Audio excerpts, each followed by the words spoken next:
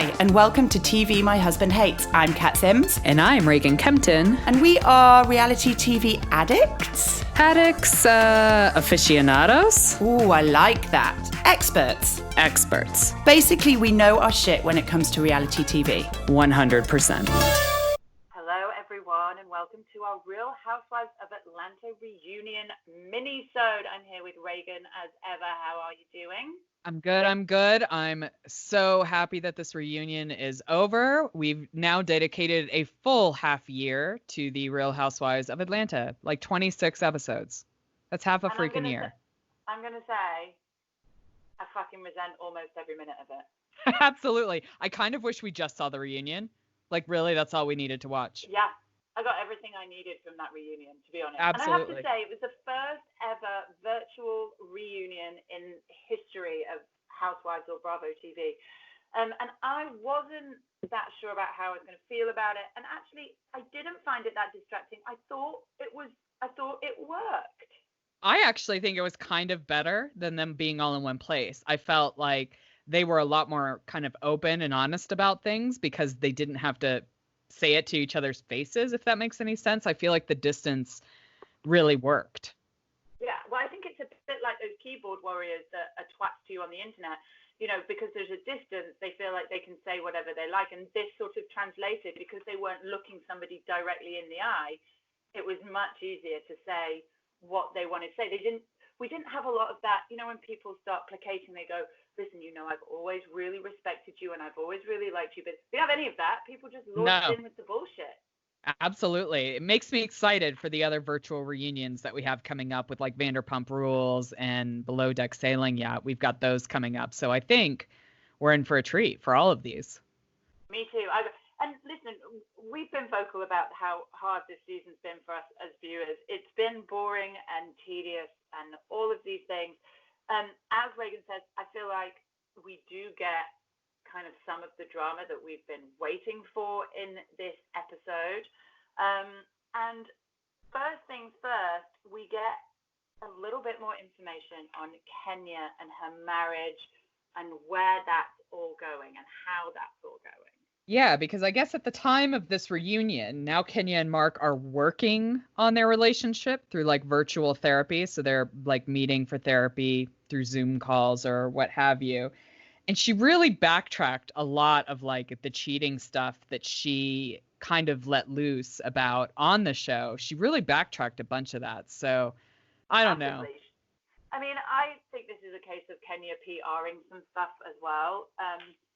I would really have hoped that Kenya watched this season back and saw that dynamic and that relationship and the way he spoke to her and the asides that she didn't necessarily see and thought to herself, this is not a healthy relationship. But it doesn't seem to have been the case. She says that Mark has done a 360.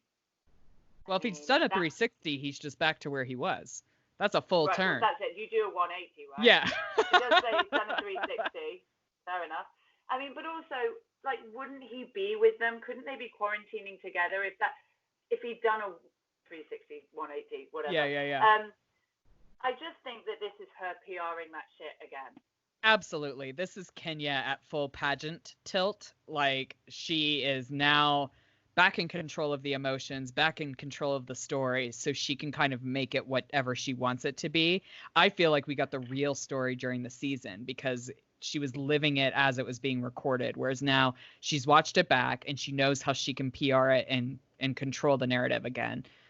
So I don't really think anything's changed. I haven't been keeping my eye on any of the social media stuff with her, so I don't really know, but my gut reaction is what we saw was real and what we heard on this reunion is bullshit.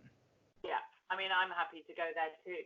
We got a lot of information from Kenya because obviously Nene, for a large part of the reunion, decided not to participate, which gave Kenya real space to kind of have a lot more to say than she would have had to say. And again, I think she was, as you say, on full kind of crisis management mode. You know, everything had an explanation. Nothing was taken accountability for.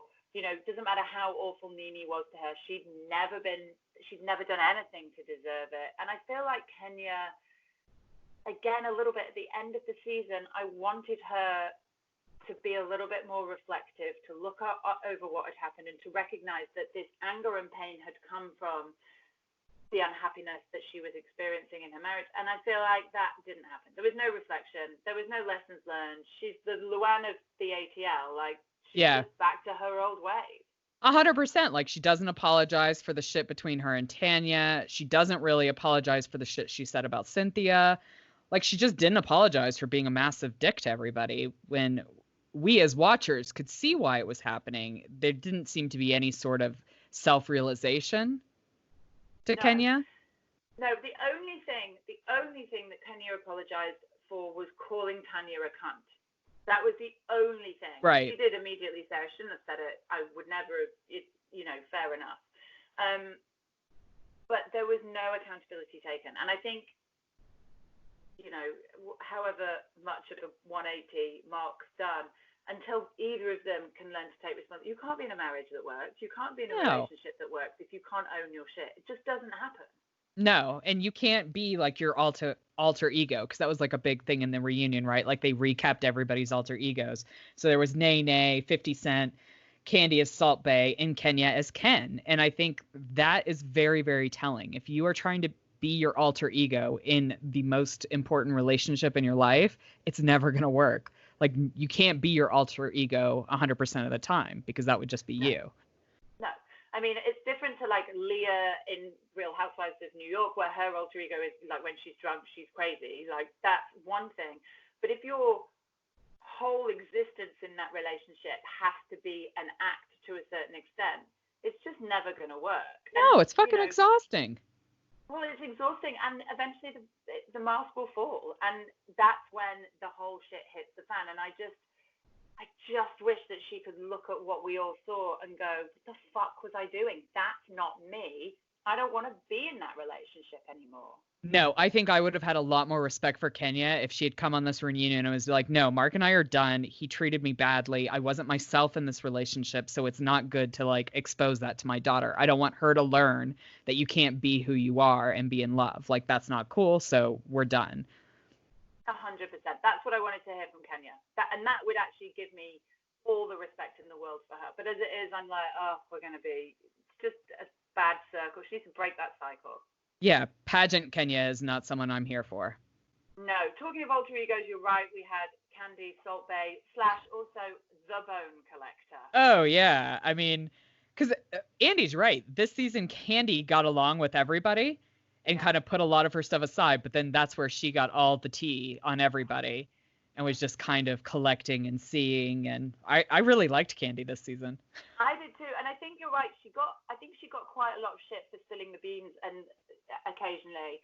But she did make a good point. She's like, listen, if I don't tell them and I'm friends with them, it's like, well, we're friends. Why didn't you tell me that? And if I do tell them, then it's like, why are you telling them that? Like, that was a secret. She's like, so I couldn't win either way. And I think in that situation, it's always probably better to convey the information. Hell yes. Like, I think Candy did everything spot on. I would tell people, because I think that's the only way you can still get along with everybody, right? Is if you're just honest with everybody and be like, yeah, we're all talking shit about people, but like, you got to move on. I think Candy made a really good point this season where if she could move on with Portia after the shit Portia did to her, then there's nothing that this group can't kind of just come to some closure with. Totally. And also, if you're mad at somebody for telling them something, then chances are you probably shouldn't have said it, or you deserve to get caught. We all bitched and moaned about it, but you can't get pissed off when they find out about it. That's like going to the pool and getting annoyed that you've got splashed. Do you know what I mean? Like, if you're gonna bitch about it, you're gonna get found out. You've got to own that shit. Absolutely, and you should do. And I don't know. I'm glad. No, but I did like Candy as well this season. I thought that she was really measured, really real. We had a lot of true kind of ups and downs in the relationship. That whole juggle struggle thing I really enjoyed, and I think she did. I can't imagine it's easy to be the one in the middle of all of this energy and all these dynamics. So I think she handled it brilliantly, actually. Absolutely. And I mean, she was obviously dealing with stuff in her own life, the real ups and downs of having kids and being busy. And, she had a new baby on the way and she was dealing with her mom and Todd still.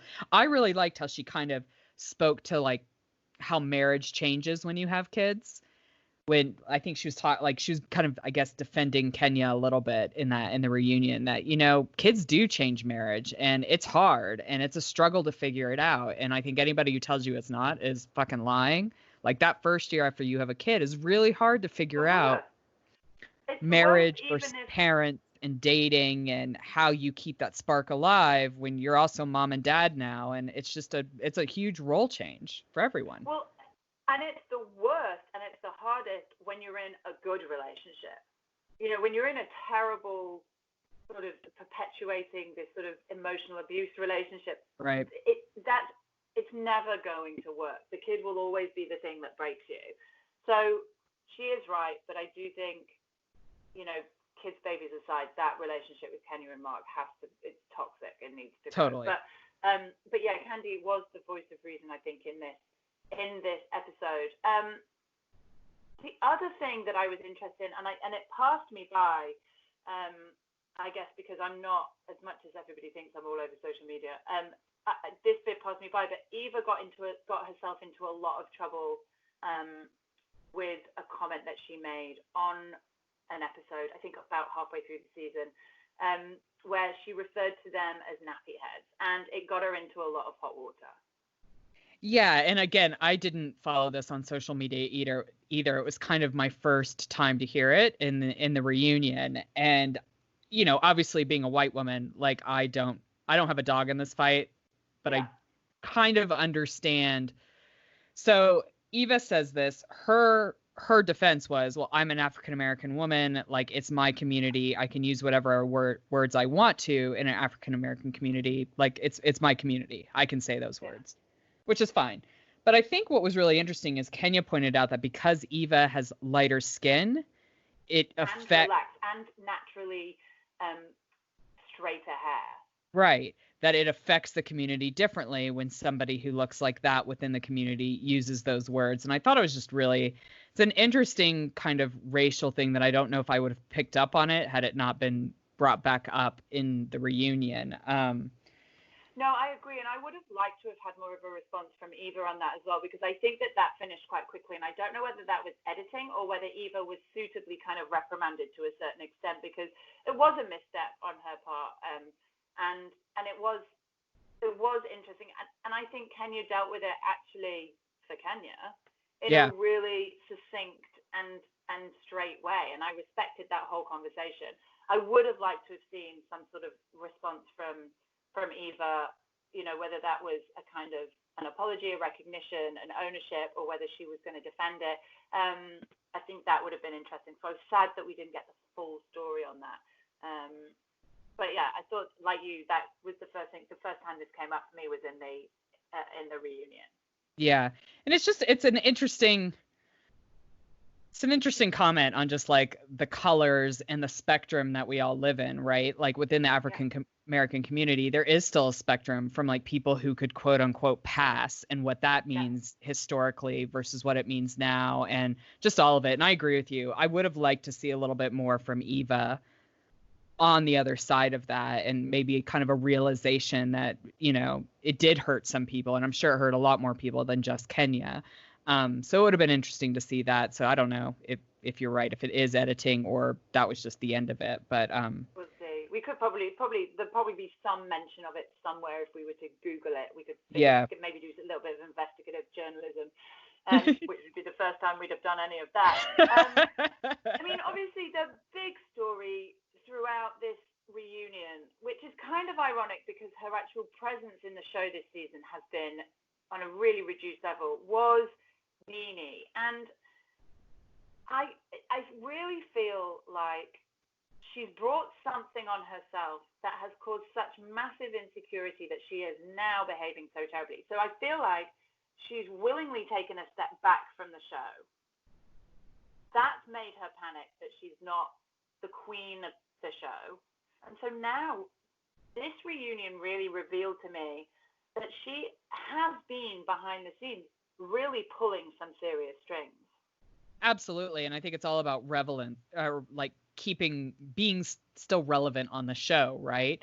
But I question, like, if you want to be relevant on the show, you need to show up for the show. And I feel like she handled the reunion the same way she handled the show. Like, she was off multiple times and just closed down and didn't participate. And, I think the girls made a comment, like, if you want those checks, you need to show up. And I think that's true. And I think it's kind of gross the way that she made herself relevant by being really fucking shady on the outside of the show, but not really owning it and being on the show, like not pulling her own weight. Yeah, I have to agree. I think that NeNe's approach to this show is not about the show. This is not about what is best for the show. Although Andy does say that NeNe has throughout always advocated for Kenya to be on the show because she feels that it works. It makes it better. I sort of feel like that will be beneficial to NeNe because, of course, her and Kenya clash so much. That's a great storyline and it's great TV. But we do hear a lot about how NeNe has strategic friends.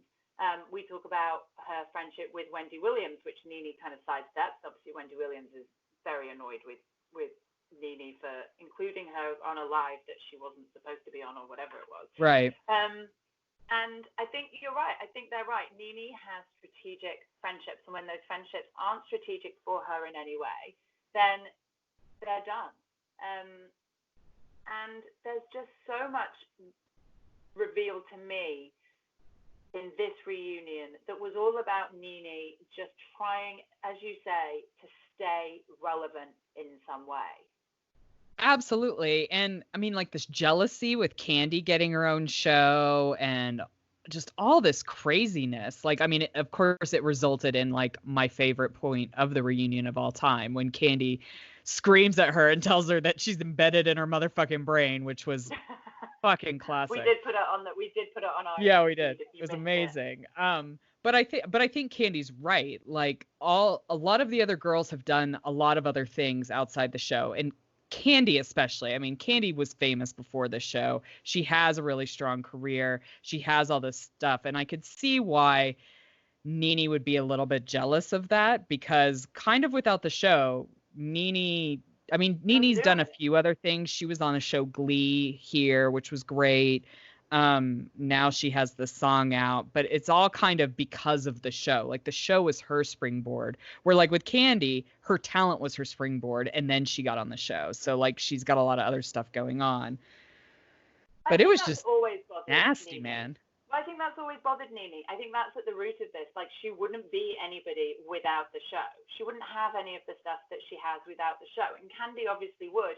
And I think that really rankles her. And I think it terrifies her. I think she looks around at all she's got and all she's built. And she thinks, fuck, what do I do if I don't have the show? And I think she doesn't know who she is. And she's been on this show for years. It was like 12, 13 years now of this show. Yeah, from That's the very beginning. Long long time. Through hugely tumultuous periods of her life. Right. And I think she's in that very understandable, to a certain extent, hole where she doesn't know who she is without the show. The show is now her life. Absolutely. All of this string pulling is this desperate need to stay on the show, to be the talking point of the show, to maintain her crown on the show. And actually, I get the feeling that her time is done. I think so as well, because I think everything's kind of half-assed. Like, if NeNe was fully in this show, it would be good. Like, NeNe is a presence. I think she likes being kind of the shadow puppet master in a way, because she can kind of stir up a lot of shit, and then she can react to the shit. But she could just be her. Like, I find that really confusing, because she and Greg, like, their relationship is great. Like, she could be a really great person on the show, but she's just not. And I think she's really stuck in her head about all of it. Yeah, I think it's eaten her soul a little bit. Like, I think she's lost her way. She can't see out beyond the show. And it seems to be just a little bit too much for her. But also, I feel like this Atlanta franchise as a whole could really do with some new blood. Totally. So maybe they will. I mean, there is rumors about moving Cynthia or reducing her, or, who knows what's true. We won't know until the next season airs. But I have no doubt that Bravo will be looking to inject to make some changes in Atlanta at some point for the next season. Yeah, and I think we're seeing that across all the franchises, really. Like, we're seeing a lot of the kind of original members not being on the show anymore and really injecting some new life. I know, like, on the Real Housewives of Dallas, like, Leanne's gone, so they're bringing in some, like, a new person to kind of fill her role. I think they're bringing on 2 new people for Dallas. So I think we're seeing some kind of shakeups because, you know, a lot of these old school housewives have a very set storyline that's just kind of played out. Like, it's not a story anymore. It's just their personality, and it's not that great. We saw it with Vicky. It's hard to maintain the chemistry, right? It's hard to keep that going when you're turning up and doing the same thing year after year. I think there's an inevitability about having to have cast shakeups. And I think, with Nina, I think they tried. Like, I think they did try to bring in Ivana, Kim Fields. You're right, but with Nene there, she just doesn't let people in, and I wonder if she was trying to make a point with the show this season that if I'm not there, it's not as good, and maybe she's not wrong, but I actually think what's happened is if she's half-assing it, it's not as good. If she had gone and somebody else had come in and we could just get rid of that dead weight, then I think this would have been a very different season. So I really hope that they don't kowtow to her. I really hope that they, get rid of her for a season, a couple of seasons, bring somebody in, see how it works. So, it doesn't have to be forever. She can come back. Yeah. But I think I honestly think her time is done. Well, it's like Vicky on the OC, right? Like, the ego became too big for the show, right? Like, it's an ensemble show. It's got to make it, it has to have room for all the kind of the peach holders or, whatever, like the main people. And when somebody's ego gets too big to allow the other people, it's just not a fun show. Like Vicky towards the end, it's just not fun to watch Vicky anymore. Like, there's a reason she's off the show. It's not fun anymore. And I think we're hitting that point with Nene as well. Like, it's just not fun. No, and nobody wanted that. I mean, her only ally is Portia right now. And I don't know how long that's going to last if what Ivana says is true about Nene wanting her to spy on Portia too. I mean, I just don't think Nene's going to have any real friends in this. And I don't want Portia to tie her horse to the wrong donkey, whatever the phrase is. Because I fucking love Portia. I love her. I love her sass. I love her wit. She's super smart. I like some of her insults. Some of her reads were just brilliant. I think at one point she called Eva a thumb with lips because she called PJ Dennis with a bow, which, by the way, is exactly what PJ looks like. But yeah, I love Portia, and I don't want her to be dragged down by Nene. No, I don't either. And I think that's where we're at with Nene. Like, she's such a negative presence that it really kind of overshadows some of like the really great other people on the show. Like, Candy's fabulous. Portia is hilarious. I think Kenya still has a place, as weird as that may sound, because I don't really like her. I think she does. I did feel that I felt like we didn't get full Cynthia. And I don't know whether it's because she is fired and she just is pissed, or whether it's because she's in LA, whether it's because whether it's the format of the reunion, maybe it just didn't suit her. But I really felt that she wasn't really in the room. No, I would agree with that. She was like a bit player, which I don't ever really remember feeling that way about Cynthia before, but I felt like kind of like, well, what is she doing? Like, if Nene's not there and Kenya's not there, how does Cynthia really fit in? I mean, yeah, she's close to Eva.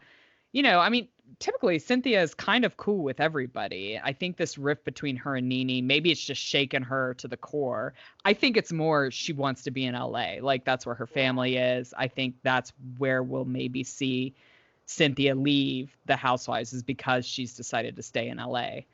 Yeah, I agree. Let's finish with a little bit of a recap on Snakegate and the entry of Giovanna. That bitch. So the rumor is, or the perception is, that Giovanna posts a picture on Instagram while they're filming, right? And saying, she's going to clear the air, I think is what she says. Yeah. And then Nene does a kind of exit. And the theory is that because Giovanna's coming on to spill the beans and all the rest of it, she's out of here. Nene doesn't want to listen to it. Right. And I have to say, when we hear what Giovanna has to say, it seems possible, but unlikely. I just What's feel unlikely? like old Nene would have stayed and fought. Yeah, I feel like I agree with you on that one. Do I think Nene asked Giovanna to kind of get in with the girls and talk shit? 100% I do. Yeah, There's no doubt in my mind. I don't think there ever was a recording. Me too. And record it and do all that. I think she was behind the whole fucking thing. And I think Giovanna's telling the truth. I don't think she did record when she said, I think she was terrified of Nene, said she recorded and didn't. Because if she had have done, Cynthia's right, we would have heard that audio time and time and time again. Absolutely. It would have been cut in. It never existed. I wish Nene would have stayed because actually I think old Nene would have stayed, fought Giovanna on it, and gotten all the girls on her side and all hating Giovanna. And I think that would have been easy to do because nobody really liked Giovanna anyways. No. But I do feel like it's telling, like, I just don't think she cares anymore. Yeah. I think that's the thing that Cynthia says, isn't it? It's like, when you ask me who I believe, Giovanna's here and Nene isn't. And I think if Nene knows she's beat, then she runs because she's not accountable. She won't own it. So I think maybe in this instance, I believe that what Giovanna says is true. I don't believe it's all true. I believe that there's some little bits and pieces in there that are kind of created to deflect any real blame. I think she was very clear about what she wanted to own up to and what she didn't want to own up to. So I'm not sure the whole story was true, but the nuts and bolts of it are that the whole of Snakegate, which, by the way, felt like a gazillion seasons ago. Oh, yeah. I thought it was last season. I totally forgot it even happened. Me too. Was all down to Nene that whole time. Yeah. I feel like Giovanna was lying about, like, well, then we really became friends, so I didn't want to do it anymore. Like, I think that was all bullshit. I think you just want to be relevant for another 5 minutes. But, yeah, I truly believe Nene was behind the whole thing. I really wish Nene had been on there because that would have been a fight. Like, she could have taken her down. Like, Nene can handle Giovanna. Like, easily. Yeah. It would have been joyous to watch. I think the problem is Giovanna, even if, no matter how weak she is, I think she's got receipts. And I think that is the reality. I think she's got actual proof. So unless Nene wanted to own it, she couldn't fight it. Right, And I think that's why she walked away. And I think she wouldn't have known that Giovanna was coming on because they don't always tell them, they often surprise them with guests. So I think that Instagram post gave it away and Nene ran. And I don't like Giovanna. She's not. No. I don't care how much she owns up. She was a snaky little bitch. But Nene will forever be harmed by that. Yeah. Yeah, she will. About the not showing up and fighting, I think it's kind of sealed her fate a bit. I agree. So we don't know. I mean, who knows what's going to happen next season? Yeah. At the moment, obviously, we don't even know when anything's going to start filming. So I don't know if they'd already started filming. They had started production on Candy's show, so I guess we'll keep our eyes out for that, which I guess is kind of like a Vanderpump Rules-ish show about old lady gang, which definitely have a different also, what did you send me the other day about? You were like, oh, this is starting. Watch this. I think it was a spin-off, but I can't remember who it was. Oh, no, that was an old show with Denise Richards. That's what I sent you. It's an old show where she did her own reality show. We can talk about that another time. But yeah, so I don't know when Candy's show will come on. I suspect coronavirus will have delayed it. But I think some of that stuff will probably start picking up here in the next few months, hopefully. Yeah. Well, we'll see. We will definitely keep an eye on all the news and blogs and things like that, and we'll be posting what we know when we know it. So keep an eye out. If we hear anything about the upcoming season of Atlanta, then we will definitely let you know. In the meantime, please remember that we're here every week, whenever we can be, to get you through quarantine. And if you love what you hear, then we would be very grateful if you would take a look at our Patreon page, which is patreon.com/TV My Husband Hates. anything that you can spare just means the world to us. Absolutely. Thank you so much for those of you who have already done so as well. You're enjoying some special content, and you'll have some new content tomorrow. Is it June the 1st tomorrow? In real life, it is. Yeah. It's the 30th today. Oh, it's the 31st tomorrow. 31st tomorrow. 2 days. So, That's right. Yeah. I mean, Monday would be the 1st. If you're listening to this in 3 weeks' time, that won't matter at all. You can scratch that. But yes, it will. You get new content every month, and if you spend a little bit more, you get new content weekly. So whatever you can spare, we would be very grateful. But in the meantime, thank you very much for joining us on this special ending to the longest season ever in Housewives history. I don't think either of us are tired, are sad to be hanging up our Atlanta. No, I'm so ready for an Atlanta break. It's unreal. But listen, thank you very much. And remember, smart people watch reality TV too. Bye-bye. Please subscribe, rate, and review TV My Husband Hates wherever you listen to your podcasts. You can also follow us on Facebook and Instagram at TV My Husband Hates and join the Facebook group to keep the conversation going when the podcast ends. If Twitter's your thing, you'll find us at TV Husbands Hate. Theme music and production for TV My Husband Hates is by Jimmy Sims.